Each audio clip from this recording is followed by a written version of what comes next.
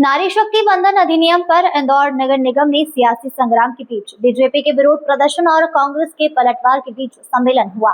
शनिवार को इंदौर नगर निगम में नारी शक्ति बंधन अधिनियम के समर्थन में विशेष सम्मेलन बुलाया गया था, लेकिन संसद में बिल खारिज होने के बाद इसे निंदा प्रस्ताव में बदल दिया गया। बीजेपी की महिला पार्षद काले कपड़ों में पहुंची और महापौर पुष्पमित्र भार्गव काली शर्ट में नजर आए और पुरुष पार्षदों ने बाजू पर काली पट्टी बांधकर विरोध दर्ज कराया। सदन में बीजेपी ने विपक्ष को महिला विरोधी बताते हुए तीखा हमला बोला। वहीं कांग्रेस ने भी जवाब देते हुए बीजेपी की मंशा पर सवाल उठाए हैं। माहौल पूरी तरीके से आरोप प्रत्यारोप में बदल गया, लेकिन सबसे बड़ा ट्विस्ट तब आया जब पूरे हंगामे और बहस के बाद सभापति निंदा प्रस्ताव को औपचारिक रूप में पास करना ही भूल गए। उन्होंने सिर्फ सदन में मौजूद पार्षदों से सहमति पूछी और बिना विधिवत घोषणा के सीधे राष्ट्रगान शुरू करा दिया। कांग्रेस ने इस पर तंज भी कसते हुए कहा, बीजेपी सिर्फ दिखावे की राजनीति कर रही है। नेता प्रतिपक्ष चिंटू चौकसे ने दोहराया कि कांग्रेस महिला आरक्षण के खिलाफ नहीं है, लेकिन परिसीमन के साथ इसे लागू करने पर आपत्ति है।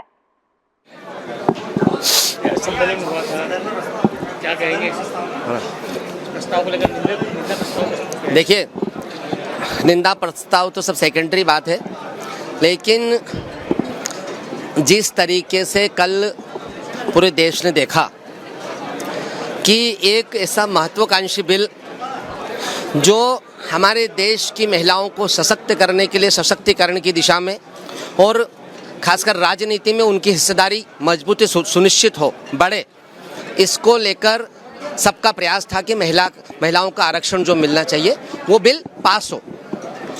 सितंबर 2023 में महिला आरक्षण को लेकर कांग्रेस का स्टैंड क्लियर है कि हम महिला आरक्षण के पक्ष में हैं और वो बिल को सर्वानुमति से 462 सांसदों ने उसका समर्थन करा, वो बिल पास हो गया। चूंकि भारतीय जनता पार्टी की नीयत में सोच में कहीं भी महिलाओं को आगे बढ़ाने का मुझे कोई विजन दिखता नहीं है। इस कारण से जो विधेयक कानून बन चुका है उस कानून को लागू आज दिनांक तक भारतीय जनता पार्टी ने नहीं करा। अब चूंकि स्टेट्स में चुनाव चल रहे, खासकर पश्चिम बंगाल में चुनाव चल रहे हैं, ऐसे मोमेंट पर आप इस तरीके से महिला आरक्षण का बिल लाए कि देश का संघीय ढांचा खराब हो सकता है। आपके मन में कहीं भी महिला आरक्षण लाना नहीं था।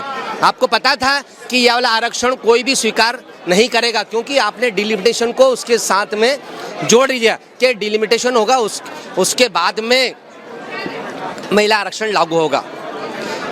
कांग्रेस का ये आरोप है और सत्यता भी है कि जिस तरीके से डिलिमिटेशन का सिस्टम बनाया था, तो नॉर्थ और साउथ को आप अलग अलग बांटने का आपका प्रयास है, जो कांग्रेस ने और तमाम विपक्षी दलों ने और हमारे नेता राहुल गांधी जी ने कल ये भारतीय जनता पार्टी की जो भारत को विभाजित करने की, भारत को टुकड़े टुकड़े करने की जो सोच थी, उसको कहीं ना कहीं कल करारा जवाब दिया, जिसके कारण से ये जो महिला आरक्षण के साथ में डिलिमिटेशन करना चाहते थे, वो डिलिमिटेशन ऐसा कि कुछ ही स्टेट्स में लोकसभा में बहुमत मिल जाएगा और कुछ स्टेट का अपना जो प्रतिनिधित्व होना चाहिए वो जितना होना चाहिए उतना नहीं हो पाएगा। इसी को लेकर कांग्रेस पार्टी ने ये जो महिला विरोधी बिल था, जो देश विरोधी बिल था, जो इस देश को कहीं ना कहीं संघीय व्यवस्था को खराब करने वाला बिल था, उसका विरोध करा। हमारे नेता आज भी कांग्रेस पार्टी का स्टैंड क्लियर है कि आप 543 सीट्स पे आज लागू कर दीजिए एज इट इज। कांग्रेस और पूरा विपक्ष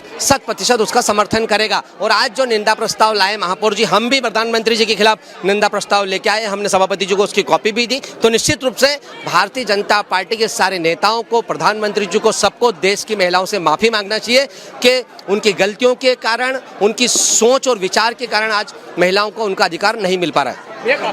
अब हमारी पार्टी का इशू है, मैं नहीं समझता कि इनको क्लैरिटी देना आवश्यक है। जिन जिन विषयों पे नगर निगम में चर्चा हुई उनका हमने सशक्त तरीके से मजबूती से जवाब दिया और अंततः हमने साबित कर दिया कि भारतीय जनता पार्टी की सरकार, मोदी जी की सरकार महिला विरोधी है। ये कहीं भी किसी भी कंडीशन में महिला आरक्षण बिल लाने वाले नहीं है।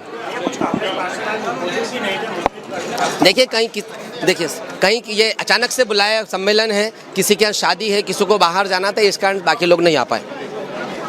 का रिकॉर्ड बनाने वाली कांग्रेस जब जब देश को ज़रूरत पड़ी विपक्ष में खड़े रहकर देश का विरोध करने वाली कांग्रेस ने कल फिर एक बार दिखा दिया कि ना वो महिलाओं के अधिकारों के हित में काम करती है, ना देश के विकास के हित में काम करती है। विकसित भारत के संकल्प के साथ 2029 की लोकसभा में 850 के बीच में 280 महिलाएं इस देश का नेतृत्व करें, इस कानून को गिराने का काम कांग्रेस ने और उनके सहयोगी दलों ने किया है। उनके इस कृत्य के कारण हमारा विशेष सम्मेलन जो धन्यवाद और अभिनंदन प्रस्ताव के लिए लाया गया था, उसमें हमने कांग्रेस के इस कृत्य के खिलाफ निंदा प्रस्ताव पारित किया है।